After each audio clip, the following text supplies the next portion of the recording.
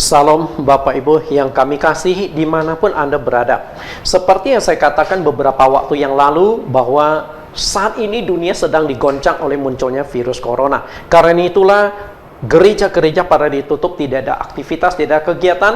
Namun sebagai gembala, sebagai seorang hamba Tuhan, saya punya beban untuk tetap memelihara iman dari jemaat kami. Khususnya saya sebagai seorang sekretaris jenderal dari Sinode CMC, kami rindu untuk memberikan kekuatan santapan rohani kepada jemaat kami yang tersebar ke seluruh Indonesia yang berjumlah puluhan ribu orang.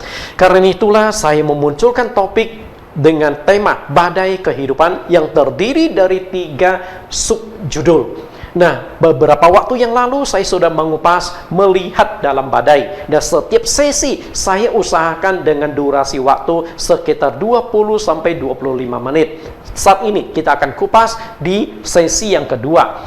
Berjalan di tengah badai. Memang badai ini sedang mengamuk. Badai virus corona sedang melanda seluruh dunia. Kita sedang berjalan di tengah badai, tapi percayalah, ketika badai menerpa, Tuhan tidak akan tinggal diam.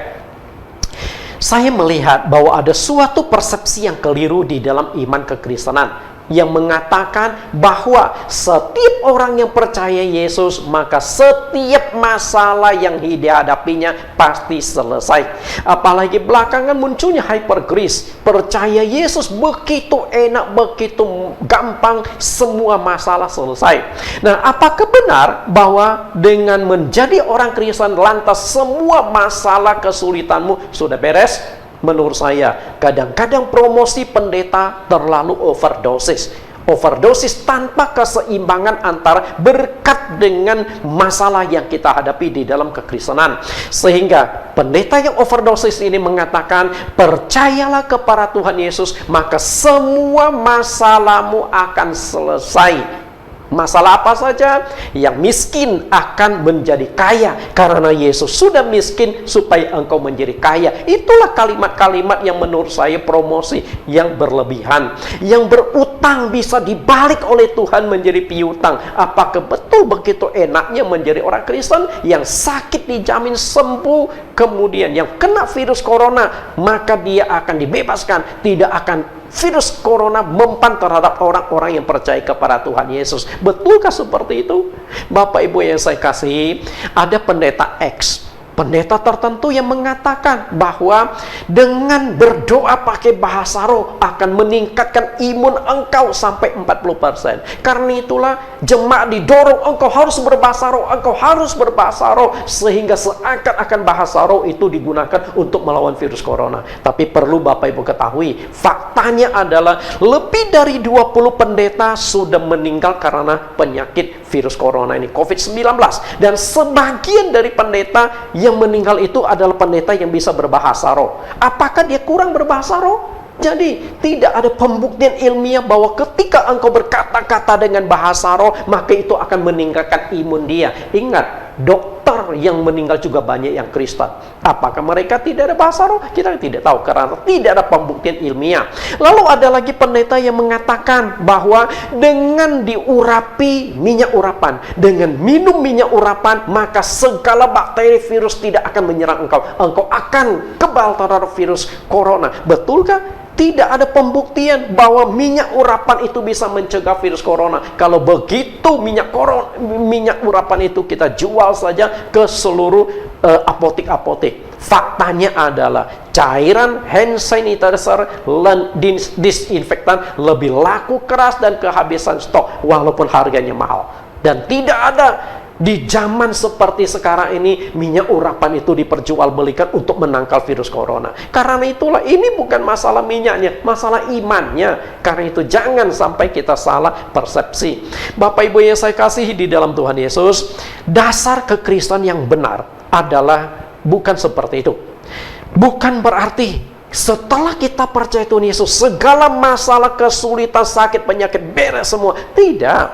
Apapun yang kita ajarkan harus sesuai dengan prinsip-prinsip Alkitab. Di luar konteks Alkitab, maka akan timbul yang namanya penyesatan.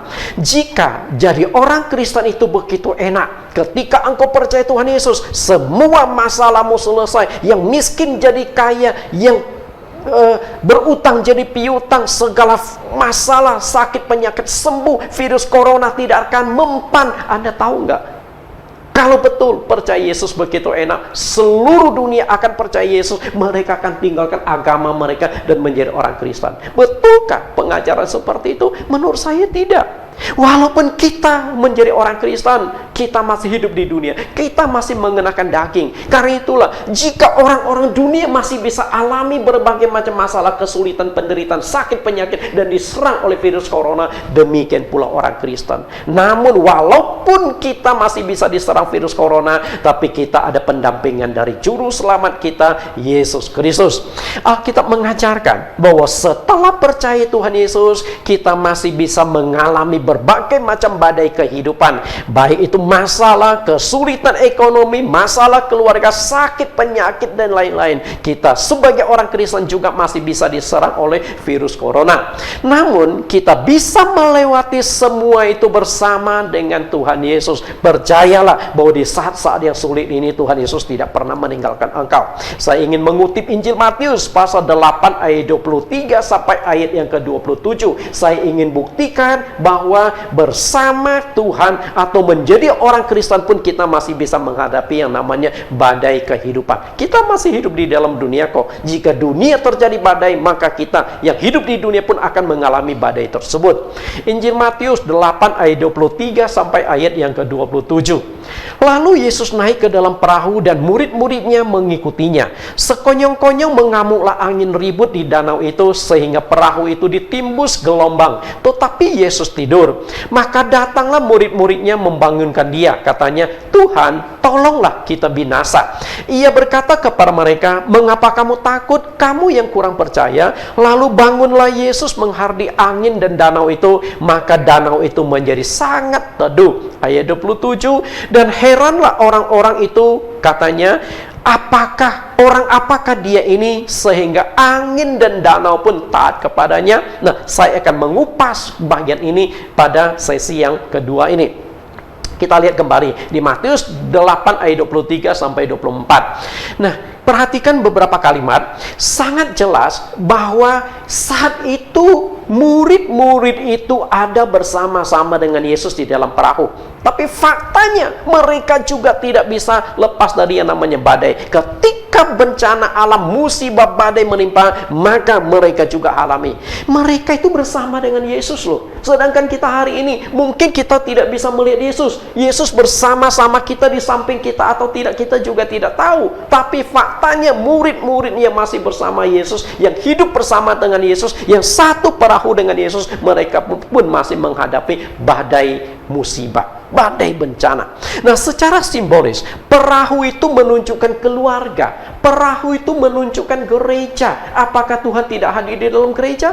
Nah, kalau Tuhan hadir di dalam gereja, lalu kenapa gereja harus ditutup? Karena faktanya di dalam gereja pun banyak umat Kristen yang tertular penyakit virus corona.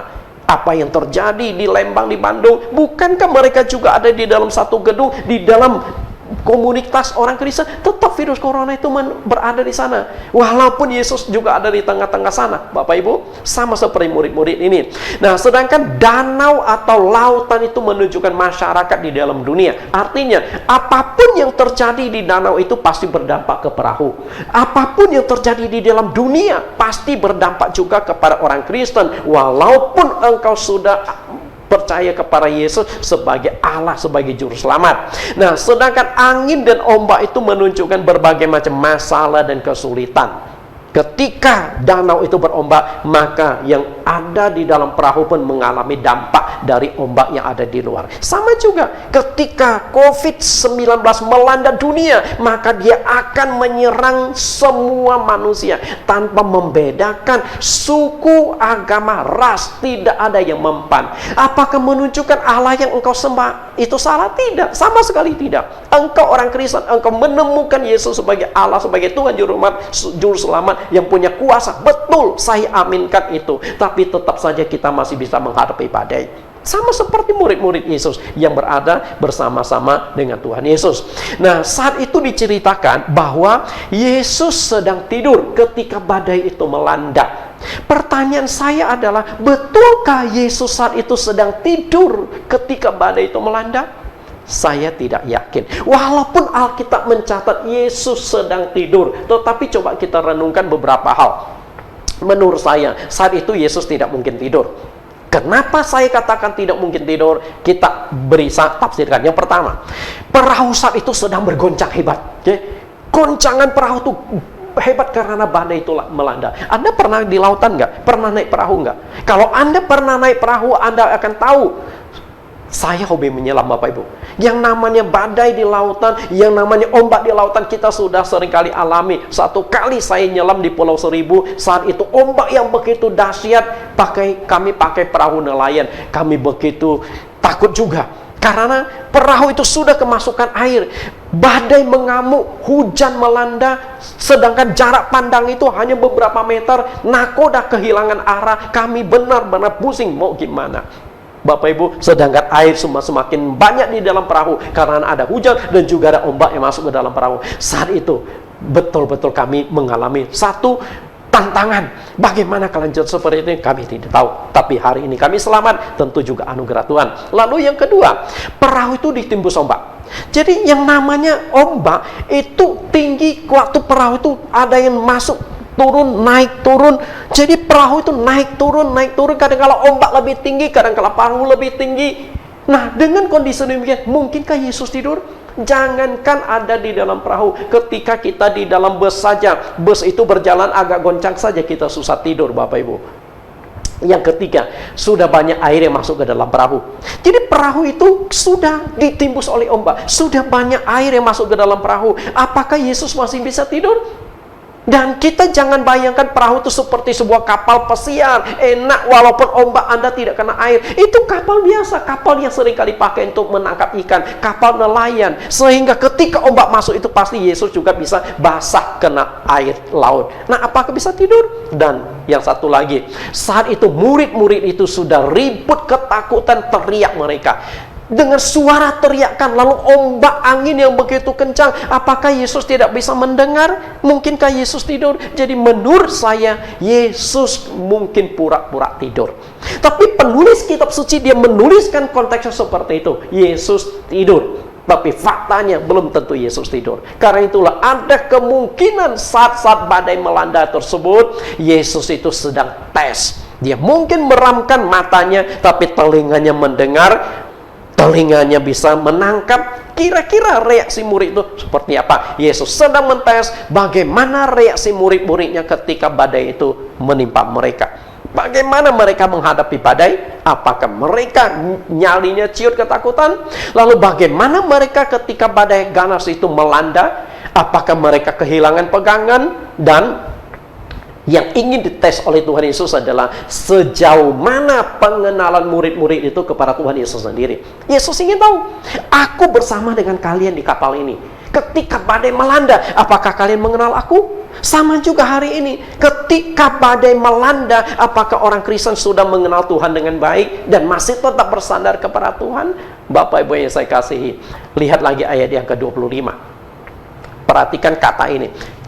Tuhan tolong kita binasa. Nah, kalimat kita binasa, kalimat ini jelas sekali menunjukkan bahwa murid-murid ini belum mengenal Tuhan Yesus itu dengan baik. Kalimat ini jadi aneh. Mungkinkah Yesus itu akan membiarkan dirinya binasa bersama dengan murid-murid? Ingat loh, Yesus itu bukan manusia biasa. Yesus itu Tuhan kok. Dia bisa berjalan di atas air, oke? Bisa meredakan angin ribut. Masakan dia akan membiarkan dirinya tenggelam ke dalam laut, tenggelam mati binasa bersama dengan murid? Tidak akan. Tapi Yesus sengaja mengetes apakah mereka sudah kenal Yesus atau belum. Sama juga, mungkin melalui virus corona ini Tuhan Yesus sedang mengetes orang-orang Kristen juga. Apakah engkau masih percaya Yesus? Apakah engkau percaya bahwa Yesus sanggup menyembuhkanmu? Yesus sanggup membinasakan virus corona yang ada di seluruh dunia? Tidak ada yang mustahil bagi Tuhan. Dengan sekejap Tuhan bisa musnahkan virus-virus yang ada di dalam dunia ini. Di ayat yang ke-26, perhatikan kalimat yang selanjutnya. Mengapa kamu takut? Saya ulangi, mengapa kamu takut? Reaksi pertama pada manusia umumnya ketika menghadapi badai, masalah dan kesulitan adalah khawatir dan takut. Hari ini, siapa yang tidak takut? Kita semua takut. kita takut menghadapi virus corona. Kenapa kita takut? Karena virus itu begitu kecil, kita tidak bisa melihat. Jika virus itu dibesarkan segede semut, saya percaya nggak ada yang takut. Karena semut sudah kelihatan, kita bisa bunuh satu-satu, kita bisa semprot ramai-ramai pakai baygon. Tapi virus yang begitu kecil, kalau tidak pakai alat pembesar, tidak pakai kaca pembesar, engkau tidak bisa melihat virus. Demikian pula hari ini, saya tidak tahu di sekeliling saya ada virus apa enggak. Anda tidak tahu di sekeliling Anda ada virus atau tidak. Kita tidak tahu sama sekali. Justru karena kita tidak tahu, maka timbullah ketakutan. Aman atau tidak. Bapak Ibu yang saya kasihi, nah hari ini munculnya virus corona. Semua dunia takut, goncangan. Karena ketakutan tersebut, maka pemerintah lalu membatasi jangan sampai sering banyak bertemu, harus jaga jarak. Kemudian orang yang sudah positif kena virus corona, lalu jangan dekati orang-orang yang lain. Kenapa? Karena takut nanti menular kepada orang yang ada dekat dengan dia. Itulah suatu ketakutan. Bapak Ibu yang saya kasih di dalam Tuhan, kamu yang kurang percaya. Lihat kalimat selanjutnya di ayat 26. Kamu yang kurang percaya, kata Yesus. Tingkat ketakutan seseorang, tingkat kekhawatiran seseorang itu berbeda-beda sesuai dengan iman dia. Iman dia semakin kecil, rasa takut semakin besar. Iman dia semakin besar, rasa takut itu semakin kecil. Kenapa saya katakan demikian? Karena intinya adalah iman. Jika engkau iman, artinya jika engkau punya iman dan Tuhan tidak menghendaki engkau kena virus corona, engkau tidak akan kena virus corona. Tapi jika engkau beriman dan Tuhan mengizinkan engkau kena virus corona, engkau juga tidak masalah kena virus corona. Toh, hidup mati di tangan Tuhan kok, betul? Karena itulah, jika engkau tahu bahwa hidup mati di tangan Tuhan, kalau Tuhan belum menghendaki engkau meninggal, engkau tidak akan meninggal. Tapi jika engkau sudah waktunya meninggal, tidak karena virus corona, engkau juga bisa meninggal. Kecelakaan di jalanan, musibah bencana lain, tidak ada mustahil kok. Dengan iman engkau akan pasrah bahwa hidup mati ada di tangan Tuhan. Lalu kalimat selanjutnya, lalu bangunlah Yesus dan menghardik angin dan danau itu. Maka danau itu menjadi teduh sekali. Perhatikan di sini Bapak Ibu, luar biasa kuasa Yesus. Tuhan sudah membuktikan kuasanya. Yesus Kristus membuktikan kuasanya. Bukti dia adalah pencipta. Bayangkan, hanya dengan sepatah kata berkata kepada danau, hei danau teduhlah, langsung danau itu teduh. Karena itu satu-satunya yang bisa meneduhkan danau, yang bisa menyuruh angin tenang adalah pencipta danau angin. Oke? Orang yang bisa menyuruh angin berhenti adalah pencipta angin. Orang yang bisa berjalan di atas air adalah orang yang bisa yang menciptakan air. Demikian pula, kalau danau bisa diteduhkan hanya dengan berkata teduhlah, maka tidak ada yang mustahil bagi Tuhan Yesus. Sekejap dia bisa menghilangkan virus corona di seluruh dunia. Tuhan Yesus hanya tinggal berkata, hei virus corona, minggir kalian semua. Hei virus corona, lenyap kalian dari muka bumi. Dalam sekejap itu akan dilenyapkan oleh Tuhan. Nah, masalahnya sekarang adalah kalau Tuhan belum menghendaki virus corona hilang dari muka bumi, mungkin bisa Tuhan pakai untuk menegur orang-orang yang Kristen, menegur manusia yang sudah begitu banyak dosa, maka kita nggak berdaya juga menghadapi virus corona. Itu yang terjadi Bapak Ibu.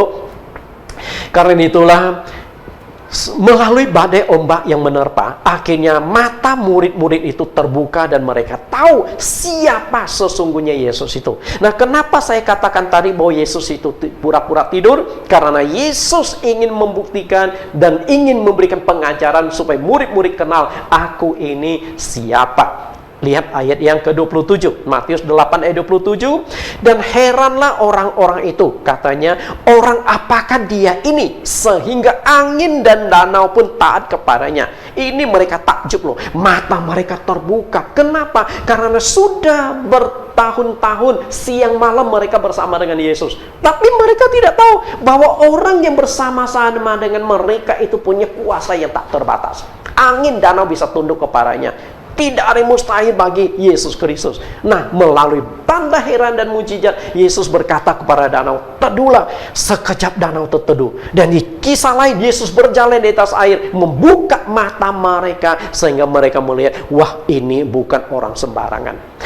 Hanya pencipta pencipta air yang bisa berjalan di atas air, hanya pencipta angin yang bisa meneduhkan angin hanya dengan satu patah kata. Demikian pula manusia itu ciptaan Yesus. Oke, manusia itu ciptaan Allah. Nah, kalau manusia itu ciptaan Allah, maka dia pasti punya otoritas, punya kuasa. Hari ini jika engkau kena virus corona, tidak ada yang aneh bagi Tuhan. Dalam sekejap Tuhan sanggup menyembuhkan engkau. Oke? Bagaimana? Mana yang lebih sulit? Menyembuhkan engkau dari virus corona atau menyuruh teduh angin?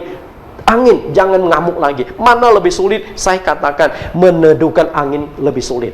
Membuat danau berhenti lebih sulit. Siapa pendeta besar mana yang sudah lakukan itu?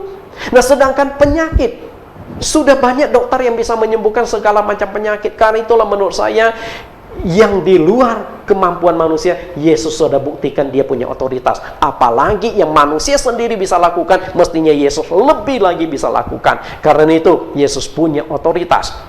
Bapak Ibu yang saya kasihi, saya punya satu topik firman, topik pengajaran, yaitu mengenal Allah yang benar. Nah, siapakah sesungguhnya Allah yang benar itu? Apakah betul Yesus itu adalah Allah yang benar? Nah, topik tersebut saya sudah jelaskan di dalam link YouTube saya dengan judul Bible Teaching Ministry. Nah, Bapak Ibu masuk ke link YouTube Bible Teaching Ministry, lalu search atau cari Yesus adalah Allah yang benar. Nah, di sana Bapak Ibu akan dituntun masuk ke dalam link YouTube kami. Kemudian inilah logo link YouTube saya, ada sebuah salib, lalu di bawahnya ada Alkitab dan ada Roh Kudus. Dan dengan segala kerendahan hati, saya mohon kepada Bapak Ibu dimanapun Bapak Ibu berada, tolong tekan subscribe. Karena dengan menekan subscribe, maka rating dari Bible Teaching Ministry ini akan naik, sehingga semakin banyak ditonton oleh orang. Saya melayani dengan tulus ikhlas, bukan mencari yang lain popularitas dan sebagainya. Sama sekali tidak. Karena kerinduan saya adalah semakin banyak orang bisa mendapatkan pelajaran-pelajaran melalui Bible Teaching Ministry. Bapak Ibu yang saya kasihi, demikianlah renungan hari ini. Saya akan berdoa untuk Bapak Ibu. Mari kita tundukkan kepala. Tuhan dan Juru Selamat kami yang hidup, terima kasih Engkau sudah menyertai memimpin kami. Dan hari ini kami sudah mendengarkan sedikit renungan bahwa sebagai orang Kristen, kami juga tidak luput dari berbagai macam masalah, kesulitan, dan badai. Tapi satu hal yang kami imani, bahwa badai boleh terjadi, virus corona boleh menyerang manusia, tapi ketika Engkau menyertai kami, kami berjalan bersama-sama dengan Engkau, kami akan berada di dalam ketenangan dan kedamaian. Terima kasih Tuhan. Murid-murid mereka pernah satu kali bersama dengan Engkau di dalam perahu, tapi faktanya mereka juga menghadapi badai walaupun Engkau ada di tengah-tengah mereka. Melalui pengajaran hari ini menunjukkan kepada kami bahwa walaupun Engkau di tengah-tengah kami, kami masih bisa menghadapi badai. Tapi satu hal yang kami imani yang menjadi pegangan dan kekuatan kepada kami, Engkau tidak akan membiarkan kami hancur, Engkau tidak akan membiarkan kami binasa, dan Engkau tidak akan membiarkan kami berjalan seorang diri, tapi Engkau akan memberikan kekuatan, penghiburan, dan damai sejahtera. Karena itulah seluruh dunia saat ini sedang berjuang menghadapi badai corona. Tuhan, Engkau berikan kedamaian, berikan ketenangan, khususnya mereka yang saat ini sedang terbaring di rumah sakit, yang sedang berjuang menghadapi virus corona yang ada di dalam tubuhnya. Kami doakan dari tempat ini, kiranya Tuhan hadir, memberikan kekuatan, menjamah supaya mereka disembuhkan. Dan juga yang sudah korban, kiranya Tuhan memberikan kekuatan, penghiburan, kedamaian kepada keluarga mereka. Terima kasih Bapa. Demikian doa permohonan kami yang kami alaskan di dalam nama Tuhan Yesus Kristus. Amin. Bapak Ibu yang saya kasih, kita akan mendengarkan sebuah lagu karya Pendeta Jonathan Prawira, Arti Kehadiranmu. Percayalah, jika Tuhan hadir di tengah-tengahmu, badai tidak akan menghancurkan hidupmu. Sama seperti murid-murid, walaupun badai mengamuk di tengah danau tersebut, tapi Yesus ada bersama dengan mereka. Mereka tidak akan binasa. Demikianlah judul lagu ini, ketika Yesus hadir di tengah-tengahmu, badai tidak akan membuat engkau ciut dan tidak akan membuat engkau hancur. Tuhan Yesus memberkati.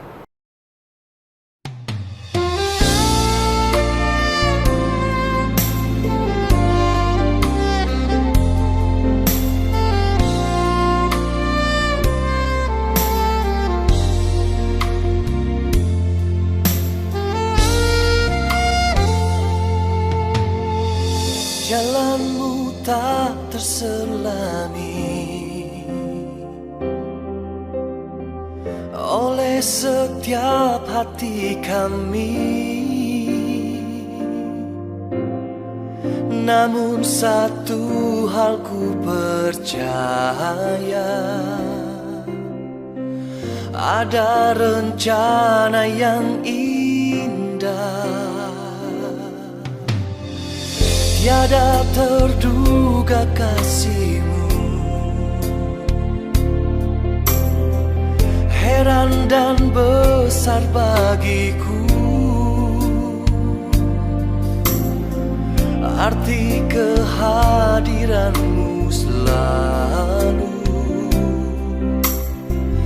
nyata di dalam hidupku. Penyertaan-Mu sempurna, rancangan-Mu penuh damai, aman dan sejahtera walau di tengah badai. Ingin ku selalu bersama, rasakan keindahan arti kehadiran-Mu, Tuhan.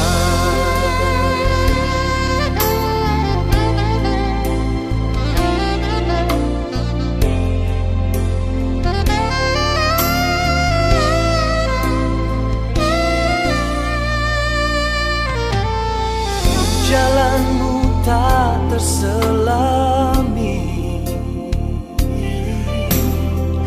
oleh setiap hati kami.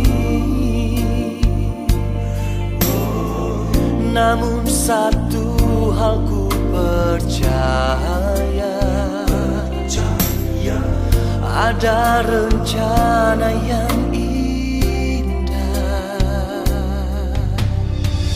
tiada terduga kasih-Mu, heran dan besar bagiku. Arti kehadiran-Mu selalu nyata di dalam hidupku. Penyertaan-Mu sempurna, rancangan-Mu penuh damai, aman dan